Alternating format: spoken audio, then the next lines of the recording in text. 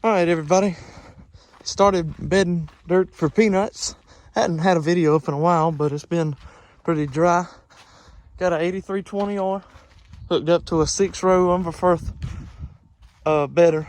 And this thing, it builds 3 big beds instead of 6 little beds. So as you can see, it's got these 3 shanks for the big bed.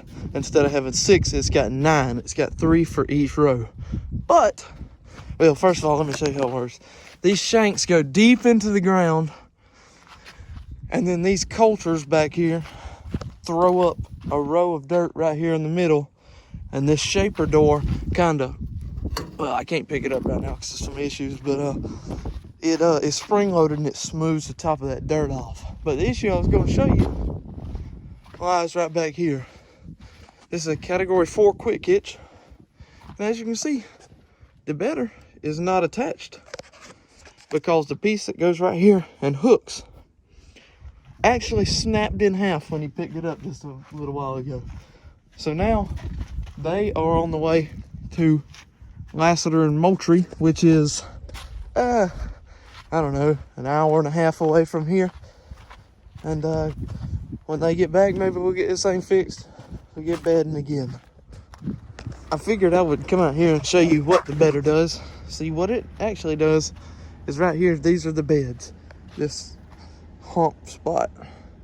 These are the big beds right out there. It's kind of got an inlet right here, but that's where the shanks went in the beginning, and it hadn't quite and got enough dirt built up to fill them in. But they go all the way across the field, and the peanut planter comes through, and it's got a bar that slides across there and knocks the top of it off, and you plant. And what that does is it lets, this stuff allows the moisture to build up under there, deeper down, but it's actually on the same level, if you kind of get what I'm saying. And it also makes digging them easier, because you're not digging into as hard of dirt, you're digging into part of the bed, so you're not as deep. This is before it's bedded, and this is after. All right, everybody, got the 3-point fixed, and we're bedding dirt. We're running about 6.5, getting 13 acres an hour done. Got 54 done so far, which Brinkley did a bunch of that. Got GPS today, so I'm not driving a tractor. As you can see, I can take the tractor and lift the steering wheel up like that. I can kick back my Crocs,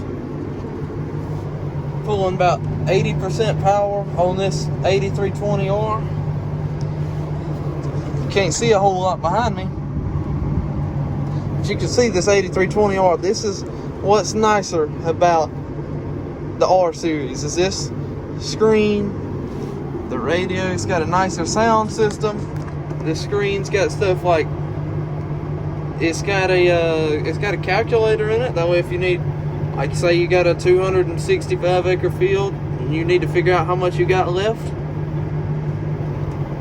you can do it on the calculator. That's a really, it's quality of life things. This tractor rides a whole lot better.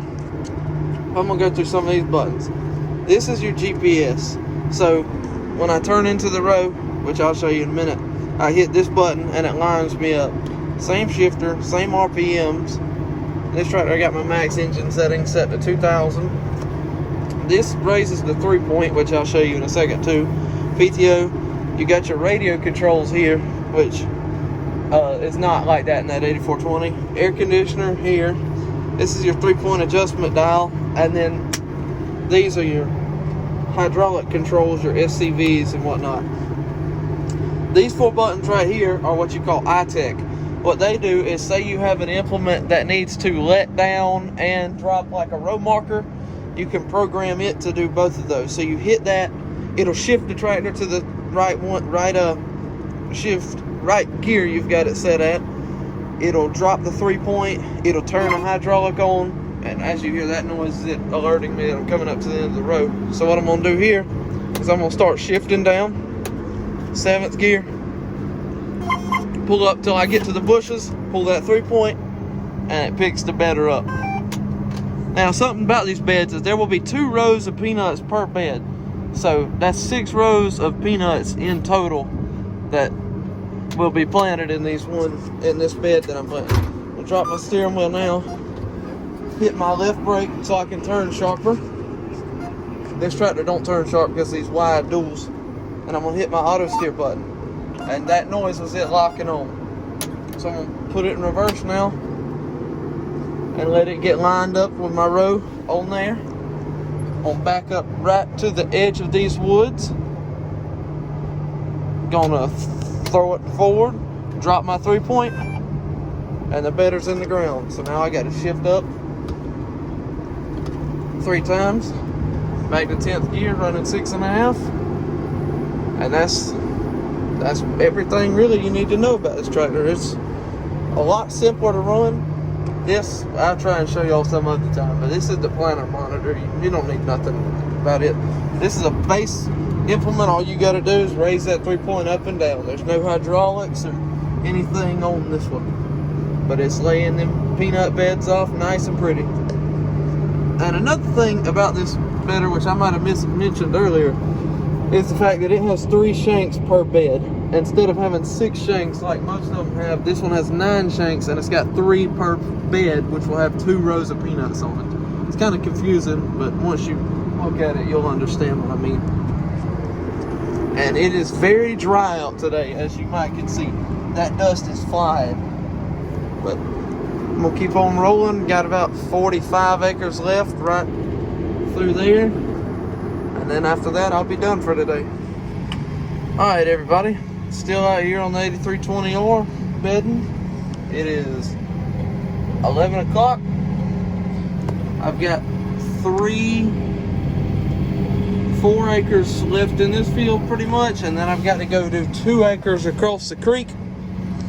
And then I'm gonna quit for the night. And tomorrow morning, I'm gonna come change the points on these shanks on this bedder. I'll try and video some of that. We still rolling. I've knocked out about 50 acres since earlier, and it's just smooth sailing. Apart from one fill up, I had to go fill up the tractor just a second ago because I ran out of diesel pretty much. Had 10 minutes left on the tank according to the monitor. But other than that, I'll talk to y'all tomorrow. All right, so I finished that field up, and I'm moving over here to the field across this creek. As you can see, we got a weird crossing. You kind of got to be careful because if you're not, you'll catch on the sides of it. But my points, see, these shanks go down deep, but they've got protective points in front of them that keep the shanks from wearing down. And when those points start to wear down, it starts to put wear on the shanks, and that's not good because changing those points is a whole lot less expensive than changing the shanks. So what I'm currently doing is moving over to another field that's got a little bit of soft dirt in it, and I'm gonna go and bed that soft dirt while I've got these bad points on, and then in the morning I'm gonna change those points out for some new ones, and then we'll get to rolling in that harder dirt. All right, everybody, so I'm out here, and well, let me show you what I'm gonna have to do. Just a second, let me wash this part off.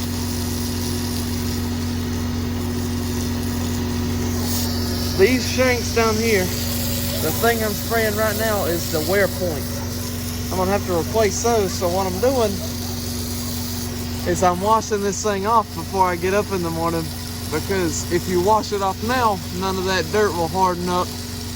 That way, when you go to beating on the pins and stuff in them, you won't be dealing with dirt falling on top of you and all of that nonsense that makes your day inconvenient. So if you'll spend a little time now washing it off, it'll be a lot easier on you in the morning. And on top of that, it gives you a chance to let your tractor cool down, which is good for the engine and all the engines, such as the turbocharger. But it gives you a chance to let everything settle, calm down, and it makes your life in the morning a lot easier, everybody. So I'm under the bedder here changing points, and what this does is this point slides upon the shank like that.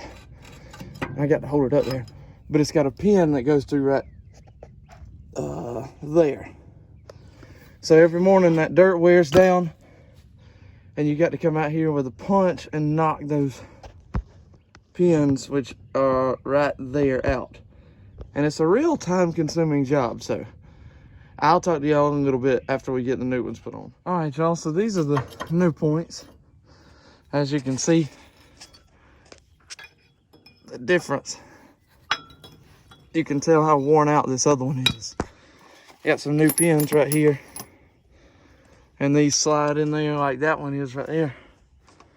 Now, once I get these new points on, this bitter's gonna pull a lot harder than it was. But I got 6 more to go. All right, everybody, I got these new points on. New pins, 9 of them. And I guess we about to roll. I got the tractor warming up. And as soon as it gets done warming up, I'm gonna head on. Go wash my hands real quick though. Got a little bit dirty doing that. Pinched the crap out of my pinky finger too. Can't really see it. But I'll talk to y'all in just a minute.